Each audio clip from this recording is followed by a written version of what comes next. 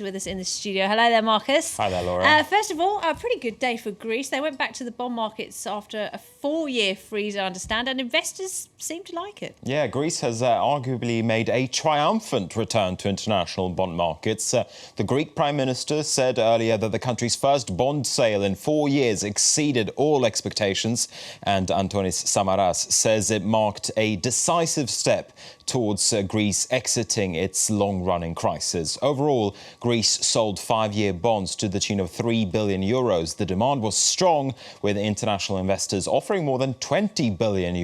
Delano D'Souza has more details. The first bond sale in 4 years received considerable interest from international investors.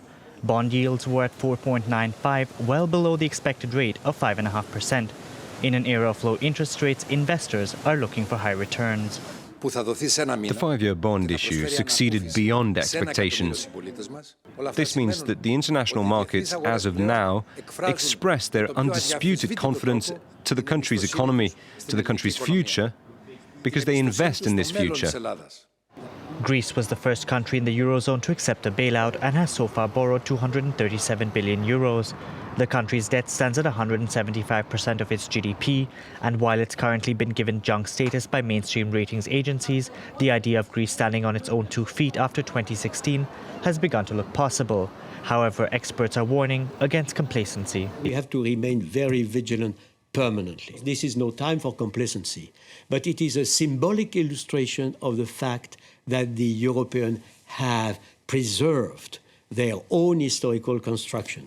Greece's return to the bond markets illustrate its tough austerity measures appear to be working, although its real economy continues to suffer.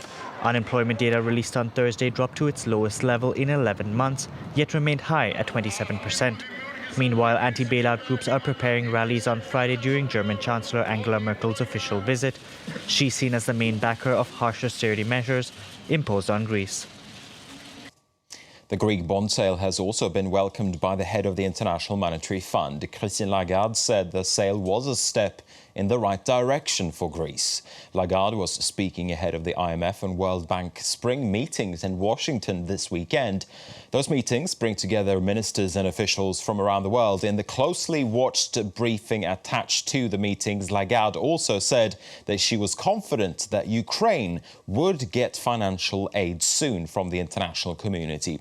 Our correspondent Lorna Shattuck has more now from Washington.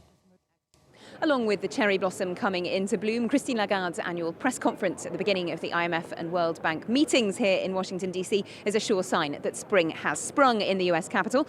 And this year, all eyes were on the topic of Ukraine. One Russian journalist asking Ms. Lagarde if she's confident of the success of IMF funding for that country. She replied that the IMF wouldn't enter into any such program if it wasn't confident that it would succeed. And she says she hopes the $14 to $18 billion worth of potential funding for Ukraine will help it to get back on its feet and become independent financially. She was less positive, however, on the topic of IMF quota reform, indicating her disappointment at the US Congress's failure to adopt an overall overhaul of the structure and governance of the IMF. But she said she will stick with Plan A and attempt to persuade lawmakers here to adopt that in the long term.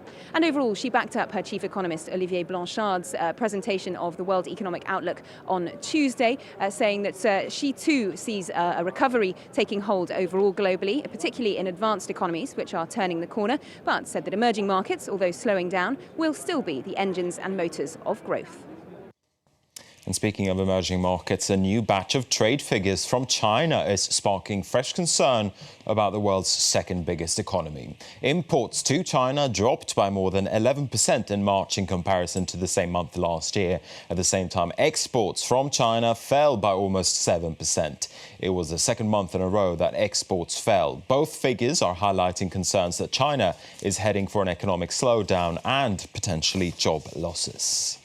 Now, that weaker than expected data out of China is doing very little for the mood over on Wall Street this session. Let's take a look at the latest stock market figures from the United States. The focus is very much on technology shares and on concerns that earnings from technology companies won't be able to live up to expectations. And that is why we're seeing the tech-heavy NASDAQ index performing a real sell-off there. We're seeing the NASDAQ down 2.5% this hour. Despite the successful Greek bond sale earlier, European shares closed lower largely, with with the FTSE in London bucking the trend after the Bank of England kept its benchmark interest rate steady this Thursday.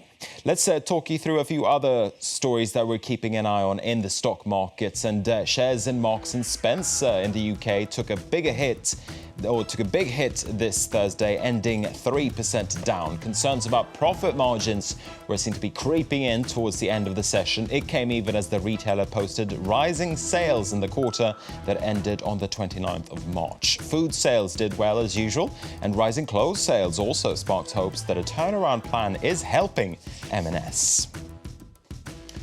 Meanwhile, shares in the Swiss drug maker Roche were also in the spotlight on Thursday, but they ended fairly flat. It came as the French competition watchdog said it had raided the French offices of Roche and its rival Novartis. The watchdog was acting on allegations the two had been fixing the price of an eye treatment.